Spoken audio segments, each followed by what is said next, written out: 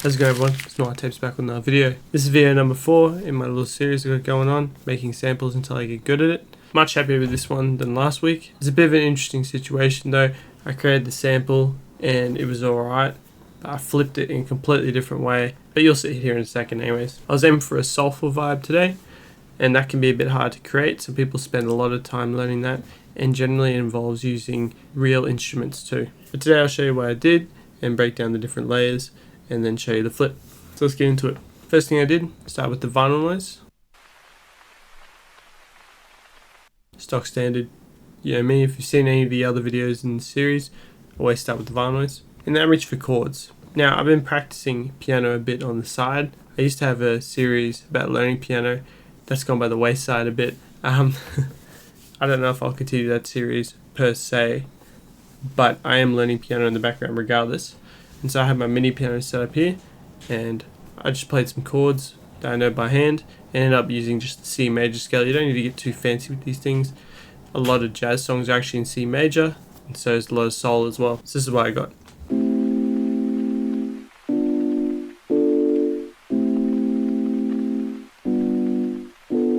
What's most important to make your chords stand out is to pick the right sound. If you don't pick the right sound, it's not going to sound soulful. And then next I actually reached for just a normal piano. I was just going to use the same roads I used for the chords as the melody, but I ended up reaching for a normal piano and I thought it sounded better.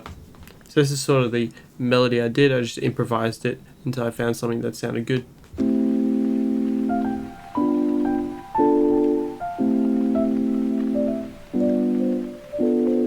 So it's a bit of a jazzier sort of vibe, but it works for soul as well. And so the next thing I wanted to add was a violin. Very common in soul, and I love the slow soul, and they have these smooth violins, the Motown stuff, right? So this is the violin I added to it.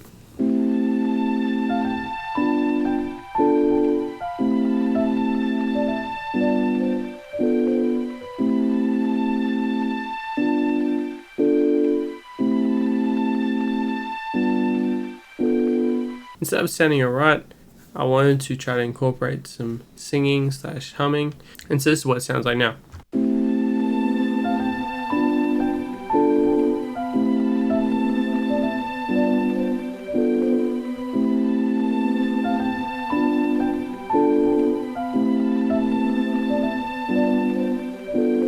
I'm not going to break down all the effects I used. Maybe in the future I'll do that, but there's a lot going on in the background. And so the next step I did, I just structured it out, made it so that all the individual pieces of the puzzle have their own spots. So that way when I resampled it and I'm trying to flip it, I can choose individual sections or sections with multiple things, whatever I like, right? And so that's the flip there. And then all I did was put the original BPM, because I'm going to flip it into some hip hop, and that's a bit faster than 60. And so the sample's done. So my next step, I want to flip it. I was feeling a bit of a faster tempo, so I actually went up to 94. And so then I dragged the sample into a Serato sample and started looking for a chop. I went through a few different sections. And actually found this one little chop in the middle of the chords and singing section. And it just seemed to work alright, and I figured I could work with that. So this is the chop I found and the pattern I made with it.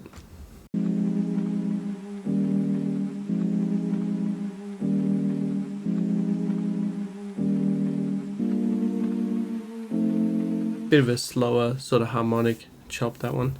And then all I did was add drums, bass line, called it a day. And this is the flip I did.